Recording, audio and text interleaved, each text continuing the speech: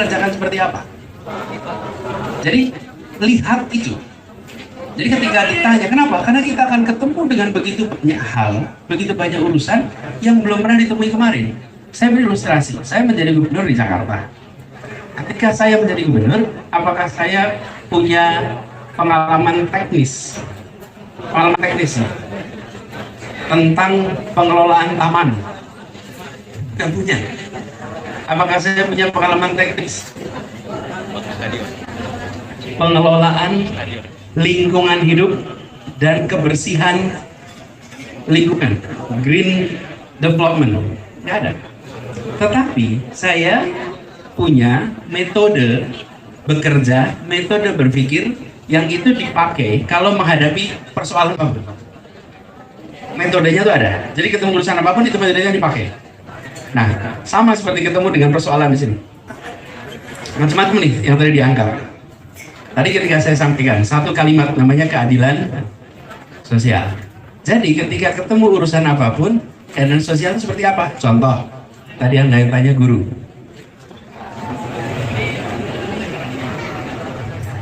Bung Ahmad nih. Oh maaf bukan. Afandi. Guru bagaimana? Mana Afandi? Tadi tanya tuh, guru kualitas terbatas, jumlah distribusi tidak merata misalnya. Jadi teman-teman sekalian, pendekatannya itu adalah bukan sekedar membuat sesuatu yang baru. Saya selalu gunakan 4 hal. Ini harus dicek. 1, dari yang sudah ada sekarang, apa yang perlu diteruskan. Dari yang sudah ada nih. Yang kedua, dari yang sudah ada sekarang, apa yang perlu dikoreksi. Oke? Yang ketiga, apa yang perlu dihentikan. Yang jangan diteruskan nih. Lalu yang keempat, hal baru apa yang harus dikerjakan. Jadi bukan hanya mau melakukan yang keempat. Biasanya kan bilang saya mau hal baru. Loh, yang selama ini gimana? Pemerintahan kan tidak bisa dari nol terus. Kenapa dari nol terus? Kasihan rakyat. Merugi terus-menerus. Hanya karena ego orang baru yang datang, semua dibatalkan. Jangan.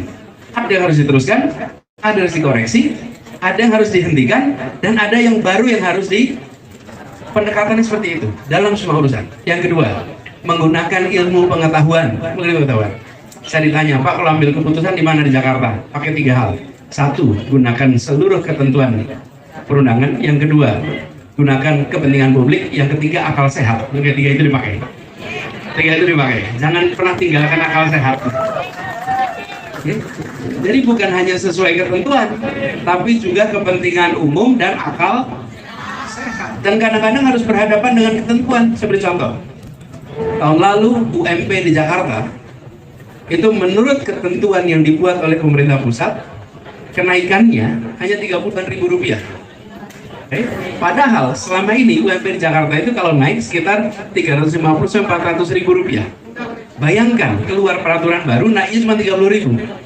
Buat Anda kira-kira Rp30.000 nih dapat berapa begini nih? Ini satu cangkir berapa sekarang? 2 cangkir dapat. 2 lah. 2 kopi. Bayangkan 2 kopi. Itu kalau dilaksanakan sesuai ketentuan tapi tidak sesuai akal sehat. Betul tidak? Saya tidak laksanakan. Kita lakukan di Jakarta tentu pakai aturan juga. Rujukannya apa? Rujukan untung Jakarta itu punya undang-undang kekhususan daerah khusus ibu kota. Pakai peraturan itu kita naikkan UMP dengan persentase kenaikan yang sama dengan tahun yang sebelumnya. Diprotes, dianggap tidak sesuai ketentuan, dianggap itu melanggar. Kami diprotes ke PT UN. Kita jalan terus. Dan sekarang tahun ini nih, pemerintah pusat membuat aturan yang serupa dengan keputusan kita tahun lalu. Iya. Jadi maksud saya, nanti ketika kita bertugas, Bapak Ibu teman-teman lihat jangan hanya apa yang dijawab pertanyaan. Karena pertanyaan itu bisa dijawab untuk memuaskan perasaan sang bertanya. Oke? Tapi yang Anda harus lihat adalah rekam jejaknya gimana.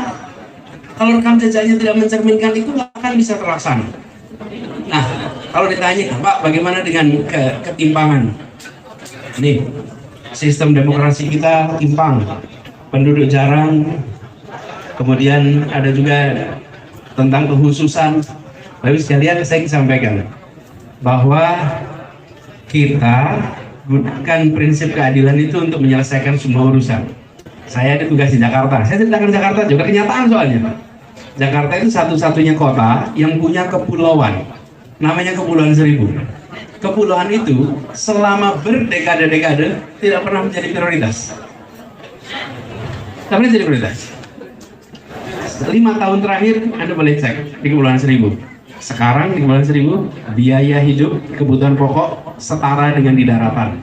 Kenapa? Karena pasar induk Kramat Jati yang terkenal itu kita pindahkan dengan membuat namanya Jak Grosir. Semua warung-warung di Kepulauan Seribu tidak perlu belanja ke daratan Jakarta, cukup belanja di satu pulau dan semuanya mendapatkan dengan harga yang sangat murah.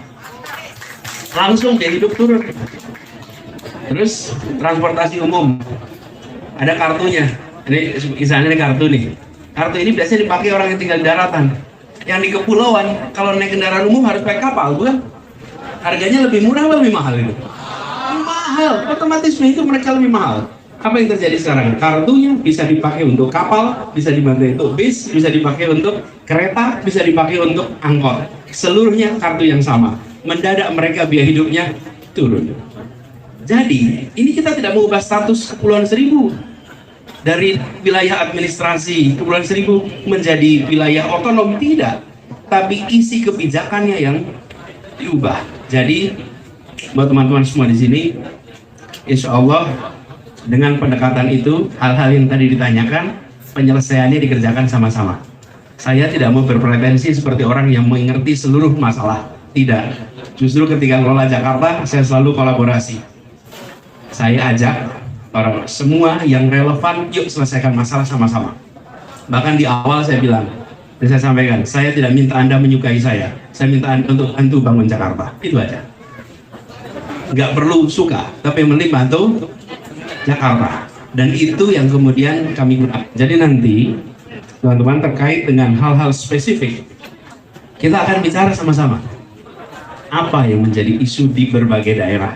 Apa PR yang tertunda? Apa agenda kesejahteraan yang belum pernah tertunaikan? Dan bagaimana semua wilayah mendapatkan kesempatan. Kami bertugas di Jakarta, kalau Kepulauan Seribu aja nggak urus, bagaimana kita kirim pesan kepada seluruh Indonesia bahwa akan ada kesetaraan di semua tempat? Jangan harap itu terjadi. Jadi ini teman-teman. Kemudian sekarang itu cara berpikirnya. Lalu soal demokrasi yang timpang, kemudian juga disampaikan tadi bahwa suara Jawa adalah penentu. Kalau dalam pandangan kami, penentunya bukan suara Jawa, tapi suara rakyat Indonesia. Di mana? Termasuk di Riau. Itulah semua penentu. Secara jumlah memang beda-beda.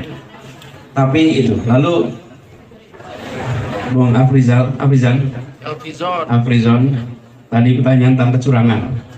Ya dijagain sama-sama, Bang. Jagain sama-sama. Kalau bisa relawan-relawan ikut menjaga. Karena ini bukan suara satu orang. Ini adalah yang diselamatkan bukan suara satu orang. Yang diselamatkan adalah suara rakyat yang dititipkan lewat kotak-kotak di TPS itu. Yuk kita jagain sama-sama. Karena kalau tidak jagain sama-sama, dimanapun bisa terjadi pada siapapun. Lalu tentang guru, sebenarnya dulu ada sebuah program namanya GGD, Guru Garis Depan. Sayang Guru Garis Depan ini tidak diteruskan. Nah, itu harus dihidupkan lagi sehingga mereka bisa hadir di semua tempat dengan kualitas yang baik. Kemudian Pak Presiden Khairul Basar tentang gerakan mahasiswa. Ya, gerakan mahasiswa itu biasanya muncul ketika institusi penyalur aspirasi tidak lagi aspiratif. Ketika ada aspiratif, lalu yang muncul lewat gerakan mahasiswa. Kalau institusi itu aspiratif, oposisi melakukan kritik, kemudian institusi kampus melakukan kritik, muncul, tidak masalah. Mahasiswa bisa tenang. Tapi kalau itu mampet, mahasiswa akan bergerak. Jadi kalau ditanya, apakah di masa depan. Jangankan masa depan, masa lalu di DKI penuh dengan protes, nggak ada penangkapan, nggak ada pemproses pelaporan sama sekali nggak ada, dan didengarkan, dan ini menjadi bagian ya namanya juga demokrasi. Dalam demokrasi kita tidak bisa mengatur pikiran orang, tidak bisa mengatur perasaan orang, kita hanya bisa mengatur perbuatan. Ya, teman-teman, ini mau jalan terus sebetulnya. Saya sudah diingetin waktunya habis. Oke. Dari semua itu yang nggak bisa kita atur adalah jam penerbangan pesawat.